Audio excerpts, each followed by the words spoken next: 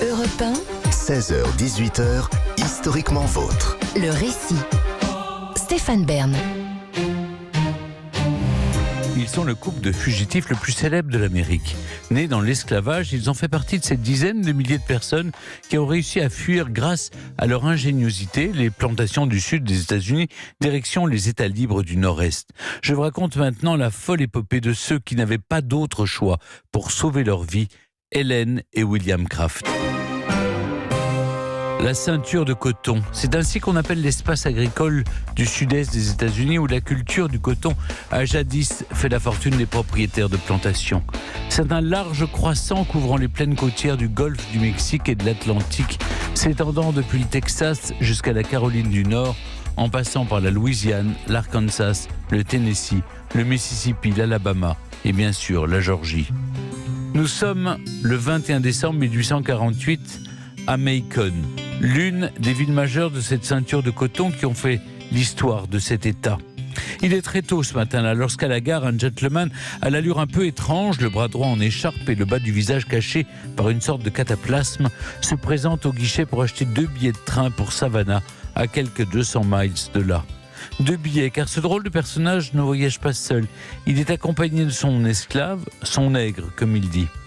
Installé dans le wagon réservé aux Noirs, celui-ci attend le départ du train avec impatience, l'esprit déjà tourné vers la destination finale de ce périple qu'ils entament, Philadelphie. Mais alors qu'il regarde par la fenêtre, un homme au visage bien trop familier fait son entrée sur le quai. C'est l'ébéniste pour lequel il travaille. Et l'esclave observe avec effroi, alors qu'il interroge le préposé au guichet et commence à fouiller des yeux le wagon. Impuissant, il se recroqueville et détourne le visage de la fenêtre, pourvu que son maître, désormais assis un peu plus loin dans un wagon pour les Blancs, ne soit pas trop visible par sa fenêtre. Non, il passe à côté de lui, et il ne semble même pas le voir. Mais il approche désormais du wagon des esclaves, quelques mètres à franchir, et il sera à sa hauteur. Sauvé par le gong, la cloche retentit et le train s'ébranle, et la silhouette de l'ébéniste n'est bientôt plus qu'un point dans le lointain. À quelques wagons de là, le maître, lui aussi, vit un grand moment d'angoisse. Un certain monsieur Cray, connaissance de longue date, s'est assis sur la banquette à côté de lui. Peut-être ne le reconnaîtra-t-il pas sous ses bandages, mais que faire pour sa voix ? Impossible de la camoufler. Et voilà que l'autre tente d'entamer la conversation.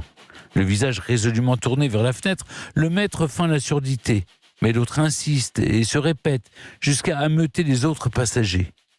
À court de possibilités, il n'a pas le choix. Il se retourne, incline poliment la tête, puis aussi prestement que possible, se détourne de nouveau. Rien. L'autre ne l'a pas reconnu. Et par bonheur, il semble même résigné à le laisser tranquille. Un miracle, encore un. Et il s'en produira bien d'autres durant leur périple en direction de la Pennsylvanie. William et Helen Craft en sont sûrs. Dieu les accompagne dans leur projet. William et Helen Craft, et oui, ce gentleman étrange et son esclave sont en fait une jeune femme de 22 ans et son mari de 24 ans, esclaves tous les deux, noirs tous les deux. Chez Hélène, la couleur est toute relative toutefois, car bien que d'ascendance africaine, elle est fille d'une esclave métisse et d'un riche esclavagiste blanc. C'est elle, le gentleman couvert de bandages. Ses cheveux ont été coupés courts, son visage imberbe est à moitié dissimulé par des lunettes et un pansement au menton. Son corps est engoncé dans des vêtements de gentleman, mais c'est bien elle. Des bandages sur le visage, d'accord, mais pourquoi un bras en écharpe ? Eh bien, parce qu'elle et son mari ont pensé à tout avant de prendre la fuite, et notamment au fait qu'il valait mieux trouver une bonne excuse pour ne pas avoir à écrire, ni dans le registre des hôtels, ni à la douane de Charleston où ils doivent prendre un bateau vapeur, car Hélène et William ne savent ni lire, ni écrire. Le plan qu'ils ont mis au point n'en est pas moins sophistiqué. Ils l'ont élaboré voilà 4 jours seulement. Un éclair de génie. Et s'ils tiraient profit de la couleur de peau très claire d'Hélène pour la travestir en homme blanc, en gentleman voyageant avec son serviteur. C'est une entreprise très risquée, mais la promesse est belle, celle de la liberté, celle d'un avenir dans les États libres du Nord, ces terres promises qui ont aboli l'esclavage à la fin du XVIIIe siècle. Un avenir loin de l'épouvantable servitude du Sud. Outre la couleur de peau d'Hélène, ils ont un autre atout dans leur manche, un peu d'argent pour payer les billets et les nuits d'hôtel.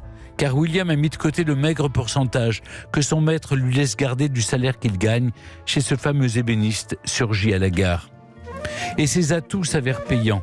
4 jours après leur départ de Macon, le couple parvient à atteindre la Pennsylvanie le 25 décembre 1848 au matin, au terme d'un voyage de 1600 km à travers 7 États.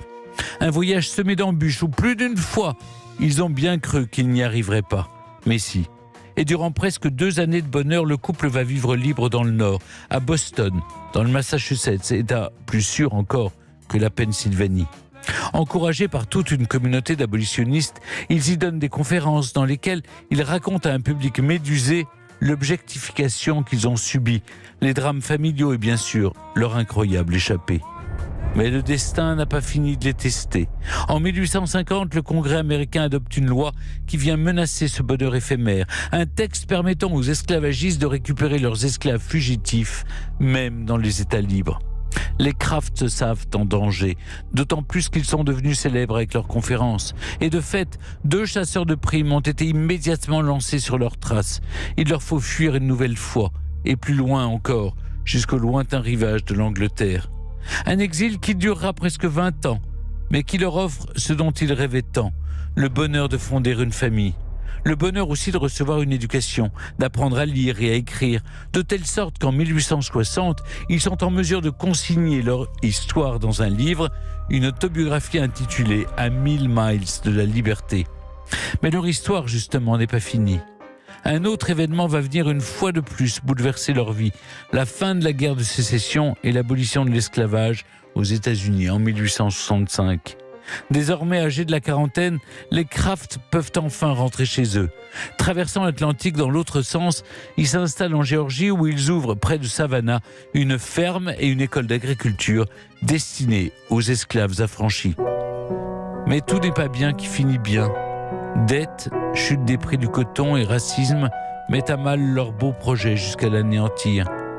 Ils finiront leur vie à Charleston, auprès de l'une de leurs filles. À Charleston, grand port de Caroline du Sud, et d'une des étapes clés de leur périple de 1848 vers la liberté. Europe 1, historiquement vôtre.